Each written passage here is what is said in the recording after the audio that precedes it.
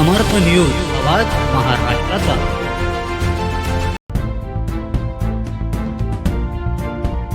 महाराष्ट्राला पुरोगामी महाराष्ट्र म्हणून ओळखलं जातं आणि महाराष्ट्रामध्ये अनेक राजकारणी असे आहेत की जे आता काळी जादू, अघोरी पूजा याला जे आहे ते अशोक खरातच्या माध्यमातून बघितलं असेल की ते बळी पडलेले आहेत। आणि आता रोहित पवारांनी जे ट्विट केलेलं आहे, तर मला त्या ट्विट संदर्भात जेव्हा माहिती मिळाली की अजितदादा पवार यांचा जो फोटो आहे त्याला कुठेतरी जी आहे ती काळी फुली करण्यात आलेली होती, म्हणजे अजितदादांना मारण्याचा डाव होता। त्याच्याबरोबर त्याच्यात लिहिलेलं की मग महाराष्ट्रातल्या एक बड्या नेत्याचंही त्याच्याबरोबर नाव आणि फोटो आहे ज्याच्यावर फुली आहे। मग ते कुणाचं नाव आहे? ते पवार साहेबांचं नाव आहे का? आणि मग पवार साहेब आणि अजितदादा पवार हे एकत्र येऊ नये म्हणून अशी कोणीतरी काळी जादू करत होतं का? कोणी अशा पद्धतीनं जे आहे ते अघोरी पूजा करत होतं का?